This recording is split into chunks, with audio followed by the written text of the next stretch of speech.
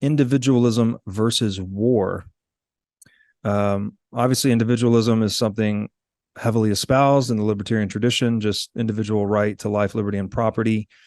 I would argue that war is largely the extreme opposite of that, where life, liberty, and property is being rampantly violated. So, who is the author of this essay, and what does he do to unpack that dichotomy between individualism and war? The author is Scott Horton, who is the director of the Libertarian Institute, my boss over there.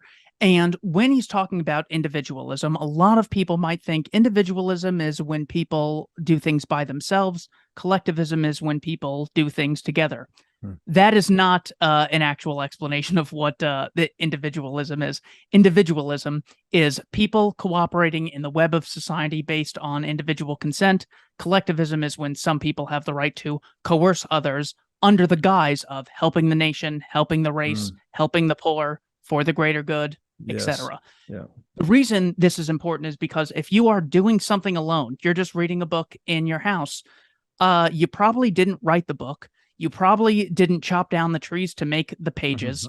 The author probably stole words that other people came up with and put them in the book. You're probably not generating your own light. You're probably not generating your own electricity or air conditioning. You probably bought the house from someone else who built it. Even at the point of doing something alone, we're constantly cooperating. That is a true understanding of what individualism is. So with that understanding, Scott Horton says, war is ultimately about collectivism. During crisis, individuality fades in favor of team effort.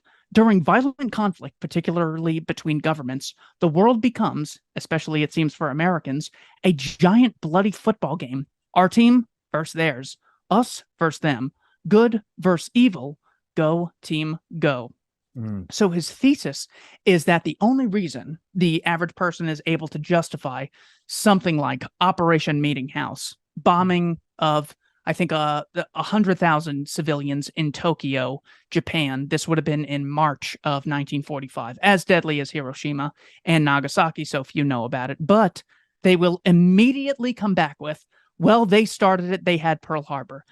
As if the people in this geographical area, mostly civilians, had any part in the decision for the Japanese regime of Emperor Hirohito to attack Pearl Harbor 4 years earlier. Right. But they have put them in the same blob.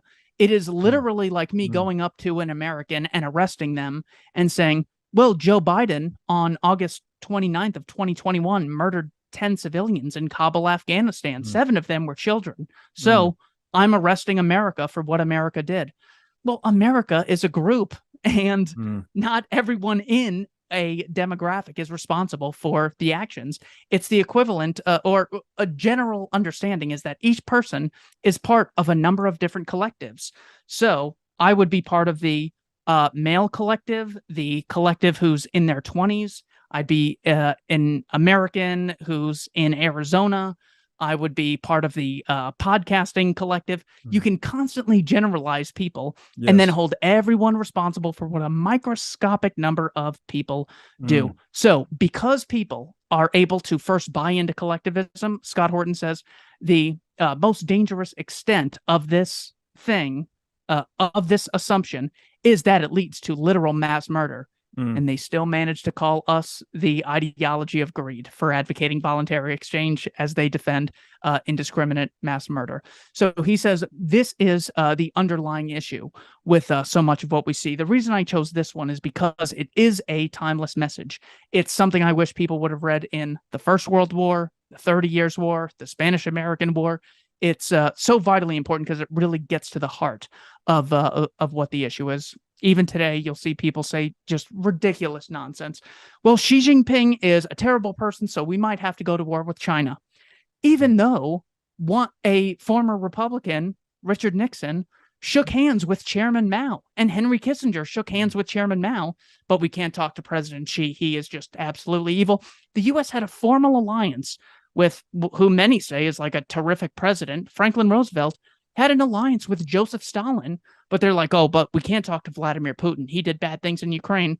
Stalin murdered far more people in Ukraine in the Holodomor. And then after that, they formed the Allied Alliance. So All of these ridiculous things, all of how smart people can make such ridiculous justifications that are blatantly irrational is because they first believe in something called collectivism. That's why I think Scott Horton's essay is important.